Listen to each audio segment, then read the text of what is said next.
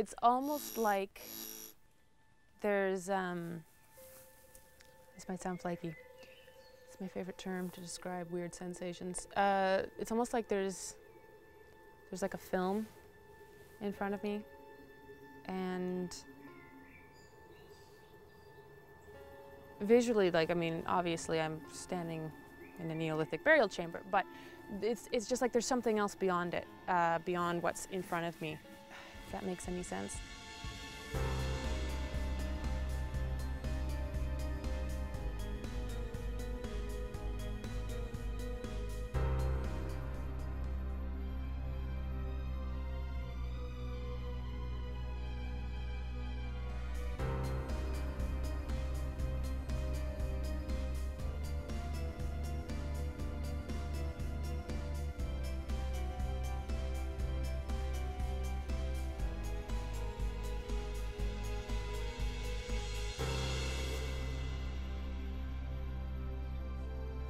As Holly and I wrap up our tour of the Cheshire region of the United Kingdom, we investigate two very different locations.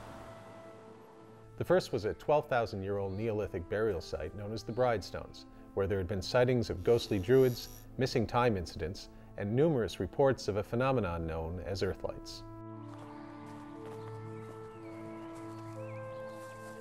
Morning, guys.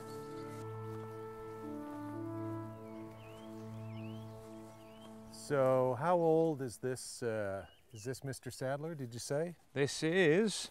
What is it, approximately, and how old is it? This is a Neolithic burial cairn.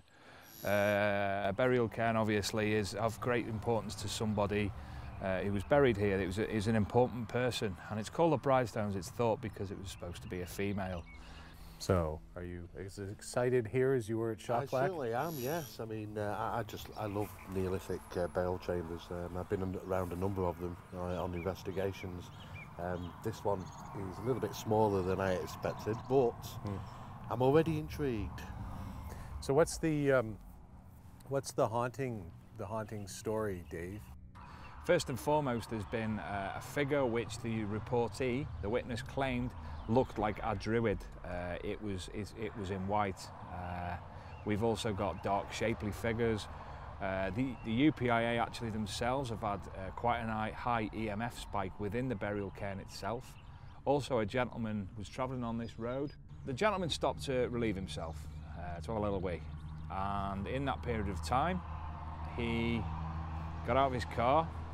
He saw a ball of light emanating from the Bridestones area, electrical statically charged ball of light, and thereby found himself in the woods adjacent to the south. A number of hours later, he had a complete loss of time. He was half naked.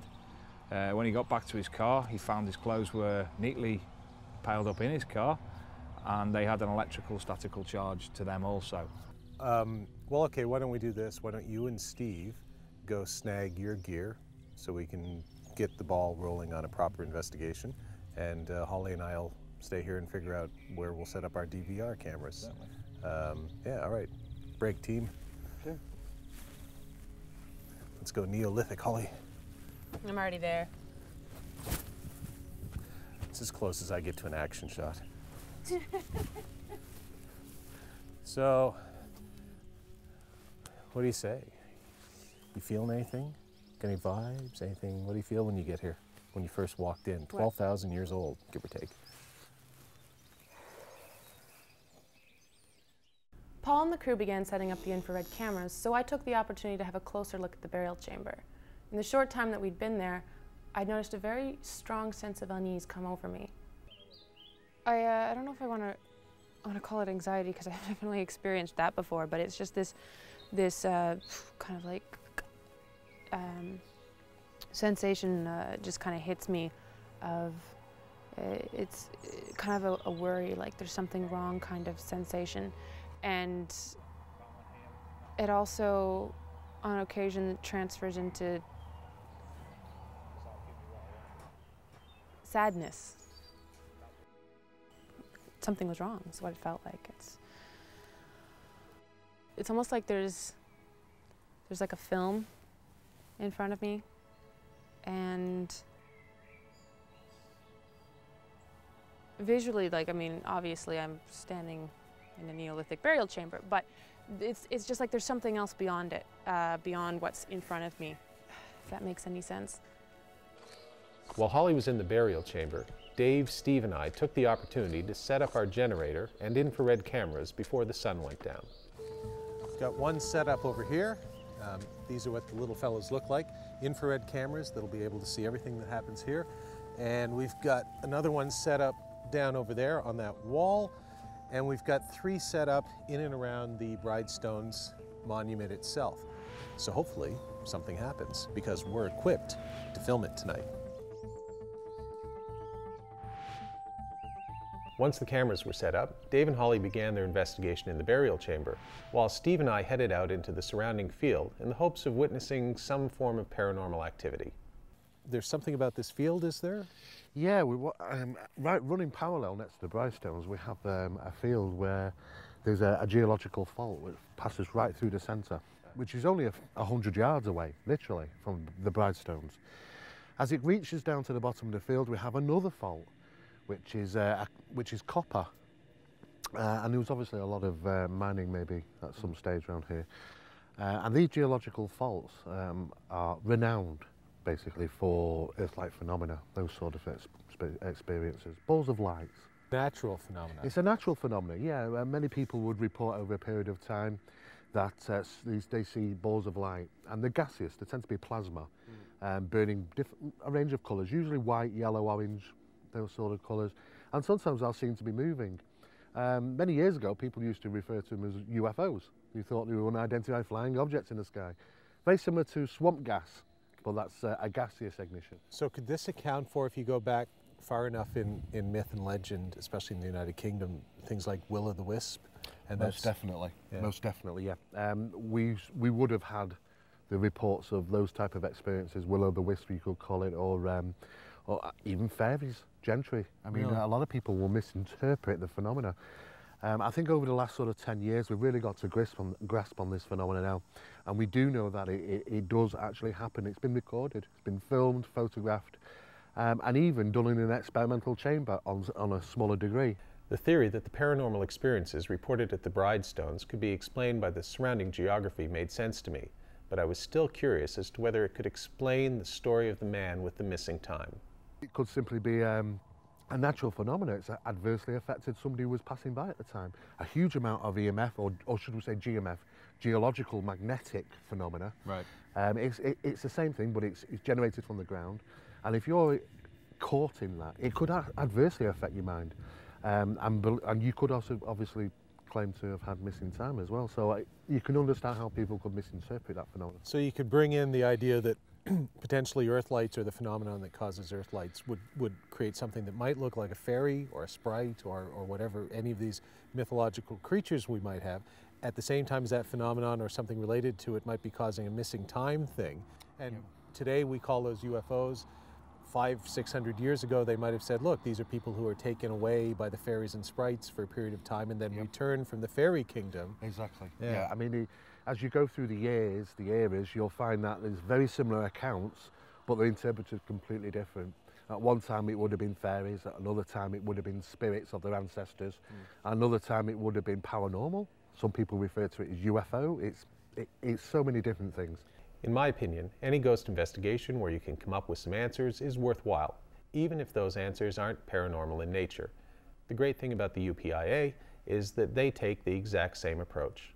A rational explanation is just as advantageous to us as it was something unusual. I wonder if the ancients stood in a field of poo. That's cow dung. Hopefully not. Cow dung or whatever it is that we have here. Okay, well, maybe we should go back and see what Holly and Dave. Yes, yeah, I'd love to find out. Like I was saying earlier, the nice thing is about the smallness of the space, that those DVR cameras, we've got the thing covered from every angle. So Fantastic. If there is anything tonight, we should hope we should have it. All right, let's be careful where we walk. Ugh. When Ghost Cases returns, Holly and I continue our investigation of the Bridestones.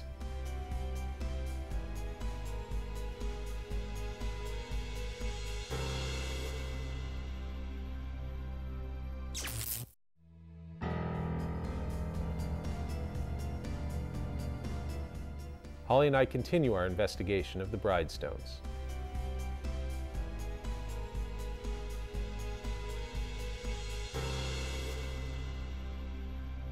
Hey guys, Hi, What's Holly. up? I got a question for you.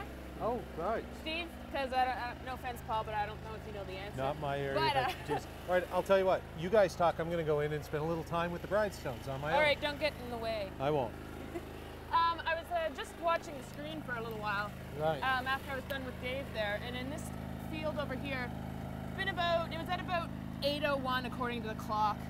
I saw what looked like a series of 4 or 5 lights in a row. Oh, yeah. And they appeared, I mean, I was looking at something else, but I looked over, I saw them right about here in the screen. They were all in a line, not vertical necessarily, but they moved in sync. So not like an orb moved by itself, they moved together, Right. and they kind of went, and it could have just been a light on the thing, but they moved kind of this way off into the distance and behind the rock there. Oh, that's interesting you mentioning that, because I've just been talking to Paul about this location, and now it's often referred to as a place where Earth-like phenomena takes place. Now, Earth-like phenomena can be little balls of light which are generated. They come from the ground, standing stones, areas where there are geological faults, just like here, and they seem to rise to the surface and can be seen to be like little bright balls of light. Yeah, that's what they look like. Yeah, well, that's really interesting you mentioning that, because this vicinity, the people have reported those exact same things before. But they're explainable. Oh yes, yeah, they're explainable. Do they normally move in groups? And sometimes they've been seen to be moving in groups, 3 or 4 of them. Really? In fact, yes, yeah, Well, that's really interesting because that's definitely recorded. that's fantastic. Because at some time we could go back and look at that. Oh, absolutely. And I noted the time, Excellent. so we can go back and take a look at it. But I mean, I thought maybe someone had a light shining, but then again, that would have caused the infrared to cancel itself out. But Yeah. I Well, just let's hope that we get some more. absolutely. Thanks for the Brilliant. explanation. I was Brilliant. just completely. Good viewing. Thanks. There was no question that I'd seen some strange lights over the field, but our cameras didn't pick it up, which I thought was odd. Steve's explanation was rational, but it didn't explain my growing feeling of apprehension, nor the severity of the headache I was now experiencing. In contrast to Holly's feelings of unease, I felt great at the Bridestones. We didn't find anything paranormal there, but I was really inspired by the location. There is a poetry to a place like this that if you haven't had a chance to experience it, I mean, a place that makes Stonehenge look like a kindergarten student in terms of age, that when you come to a place like this, there is a sense of poetry and also, I think, a sense of purpose. And it makes you think about your own purpose. And if nothing else, paranormal or not, that's a good thing. And that's something we should all keep in the forefront of our minds. And a place like this does that to you. No question. And you don't have to be new agey or anything. You just have to be a human being capable of taking a sense of perspective and thinking about a world that is bigger than your own, and thinking about time as a continuum, your place in it, but also thinking of it as not just a linear construct, but perhaps something that circles in around itself. Who knows? But it really does start making you think about the way time is structured and the way we're structured and our place in that sense of time, our place here and our purpose here. And I think those are probably the same questions in their own way that the people who built this were asking 12,000 years ago. And I hope, because I'm a humanist at my core, that those are the questions that people will be asking 12,000 years from now, and that we're still here to do it, or given 12,000 years, maybe we're out there somewhere doing it. But wherever we are, we'll still be amazed at places like this, people that came before, and what someday may come after us. The day after our trip to the Bridestones, Paul and I headed into the city of Manchester, to the home of Manchester Radio Online. Dave Sadler informed us that the building containing the radio station was allegedly haunted, and he arranged for Paul and I to not only investigate the location, but also to make a special appearance on the radio station's Saturday night paranormal broadcast hosted by Paul Ripley and Tony Filer. We do talk to witnesses beforehand. Each episode's done in a different way. So we have research packets. We know the general story, obviously. You don't just want to show up at a place like this and go, I guess, I hear you've got ghosts. You know, what kind of ghosts? We have demons. Bye. Occasionally I do run away because I'm cowardly. But I mean, if it is a demon from hell coming at me, I'm not going to stick around. Has that actually happened? No, because I leave, so I don't know. I don't know. The demon gets there and goes, they told me he'd be here, but he's gone. Being on live radio is a fairly new experience for me, but not for Paul. He was completely in his element discussing the paranormal with Paul Ripley and Tony Filer. You can't, there's no evidence whatsoever, I don't believe, that anything has ever existed and come back and haunted anyone. There's no evidence, otherwise you wouldn't be doing your job now. There are things I think that we can't explain, so that makes them paranormal by their very definition. That doesn't mean they can't be explained. It just means we don't have the evidence in some cases, or we might not have the scientific knowledge. And ghosts are an interesting question, that sort of these ghosts or poltergeists or anything like that. You can play with all the theories you want. Most people would assume that they're the spirits of the dead. Or it could all have a prosaic explanation, that if we have more research and look into it in a scientific way, we might be able to explain it and understand it better. After about an hour on the radio, Paul and I started the investigation. Dave and Paul went upstairs to a room that was supposedly once a bordello, while Steve and I concentrated our efforts in the basement, where back in the early 20th century, a man was allegedly brutally beaten.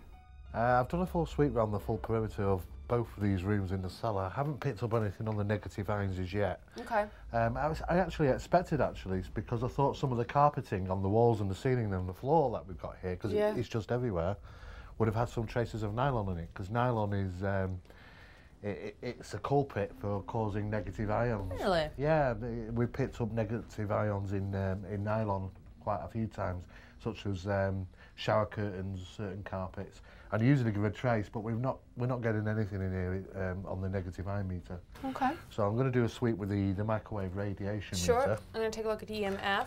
And see if we can get anything. This is the corner over here that we've been told potentially is where the man was brutally beaten. Yeah. And apparently there is historical evidence to back that up. Yeah, I mean, what we're pretty much getting on the camera, and we possibly are picking up also on the infrared, is a lot of dust orbs which seem to be floating around. Oh, yes. I mean, I think what we're doing is, because it's pretty much carpet everywhere, it's going to absorb dust into it from every direction. So whilst we're moving around, we're kicking up dust. Yeah. And so it is to be expected that we're going to get some dust orbs. Likely. We'll likely see that on our DVR, which we also have set up monitoring this area over here. Getting some readings off the walls over there, but there's electrical wiring, so... Whereabouts? Are they there concurrently all the time? Oh, yeah. What sort of readings are we getting on them? We're getting a point. Hold on. 1.8 it jumped. Yeah. There it goes. Yes, 3.5, 4.5. Can we follow it a little? Does it actually reach a ridiculous amount, or? You mean go off the charts kind of thing? Well, if we're looking for, if we get up to 10, yeah, I think the highest we've had is about 0.7. I mean, 0.7 over a duration of time. I mean, you know, this is what we find in a lot of buildings, that the wiring causes long-term EMF to be produced. When Ghost Cases returns, Holly and Steve discover something potentially more hazardous than any ghost.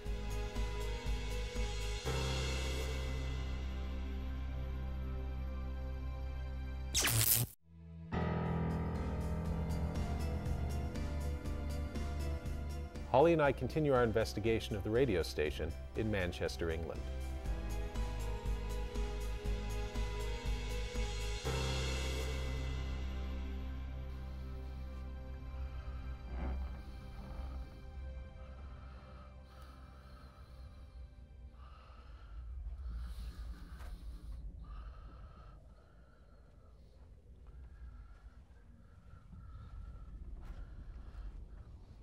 Getting nothing on the microwave radiation detector, so we're looking like we've not got no leakage.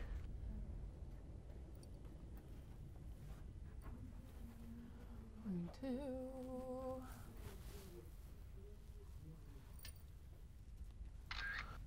Oh, can I get some light over here? Oh.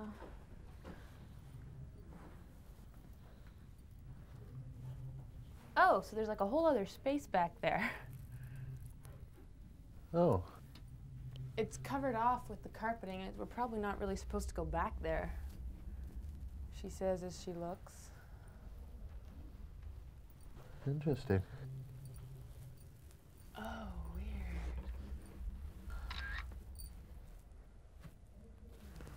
Let me just flip this over the other way. Oh, and now I've gone and ripped part of it off. Well, it doesn't go very far. No. But you can certainly see the foundations.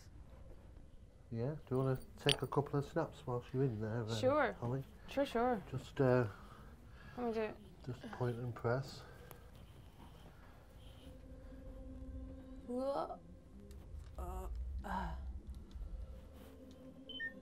Low light real.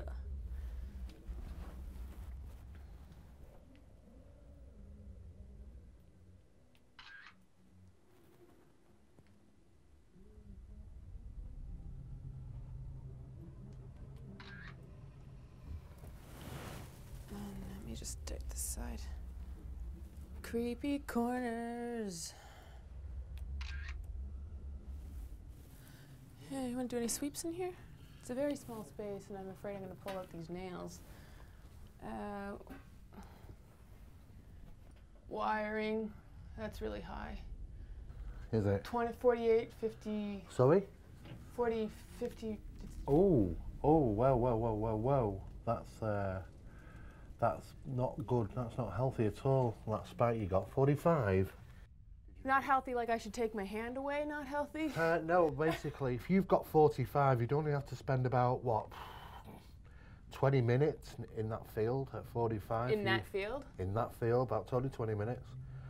And then what? That'd be enough to make you a little bit disorientated, feel a little bit nauseous.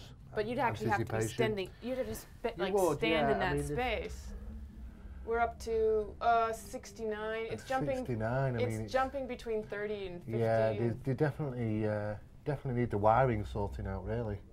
As with the Bridestones, Steve and I had discovered a non-paranormal explanation for alleged paranormal activity. The electrical wiring in the basement of the radio station had created an area of abnormally high electromagnetic field activity, which could explain the reports of ghosts seen and heard in the room. Very high. So ghost investigation, perhaps not conclusive tonight in any way, shape, or form, but health and safety disaster averted. Oh yeah, and this is part of the thing we do, Paul. I mean, a lot of the things, we've picked this up in the past. I've been involved in an investigation in the past where an entire farm, British farm, had to be rewired, and we had all sorts of manweb and all sorts there, the British energy authorities.